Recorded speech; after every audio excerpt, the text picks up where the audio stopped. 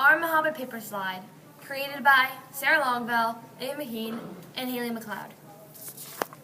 Muhammad was born in 570 BE in Mecca. Mecca was a very nice mountain town in a desert plateau. Before he was born, his father, Allah, tragically passed. Muhammad's mother cared for him. However, a few years later, in 575 BE, Muhammad's mother, Amina, died, and Muhammad then became an orphan.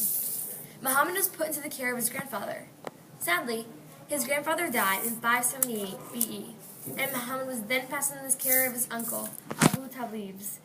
Muhammad had to work as a shepherd to pay off his dues of living with his uncle. Muhammad was a member of the Quraysh tribe. Also, as a child, Muhammad never learned how to read or write. This was a setback in his life.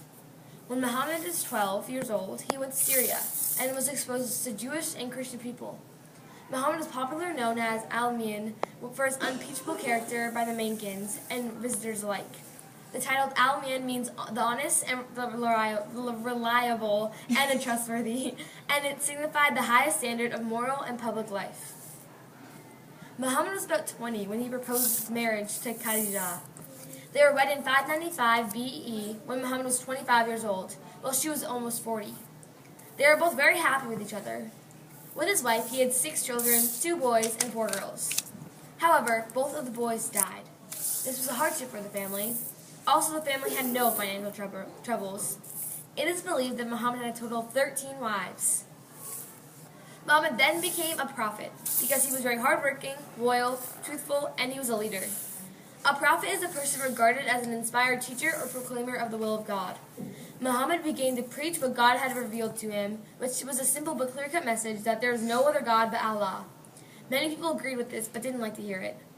Muhammad started training centers that made him very wealthy. He was a merchant which is supplying merchandise to a particular trade. He lived a very comfortable lifestyle before pursuing his life as a prophet. He used to go to a cave to meditate and fast, but he began hearing the voice of an overwhelming presence, and the presence told him messages. The messages that he got became the Quran. The Quran is to the Muslims as the Bible to is the Christians. His uncle and first wife both died, 10 years into his mission of becoming a prophet. His main goal was to guide men down the right path. Although he was rejected at first by many people, he took his followers to Mecca, from Mecca to Medina. This trip was called the Hijra, which marked the consolidation of the first Muslim community. Towards the end of his life, Muhammad had gathered a large following. People liked how Muhammad was trustworthy, so the number of followers just kept increasing. Because Muhammad was in Mecca, the Meccans who weren't followers became angry with all of his success, which led to 3 different battles. The first battle, Badr Uhud, was lost by the Muslims. The second battle, the Battle of the Trench, was won by the Muslims. And the third, the Siege of the Medina, was outlasted and therefore won by the Muslims. A treaty between the two sides was then signed in 1628 BE. Even after these battles, non-followers continued to express their anger with attempts to kill him.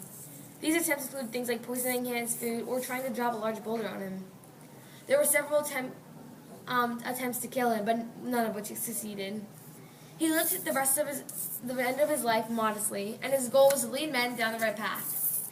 He lived his final years in Medina, going to Mecca for a pilgrimage, and then coming back to Medina and dying 3 months later of a brief illness in 1632 BE. It was left to his followers to carry on the traditions he had begun. His followers developed Islam just as the followers of Moses and Jesus developed Judaism and Christianity over time. His ideas spread far and wide, even hundreds of years after he died. The end.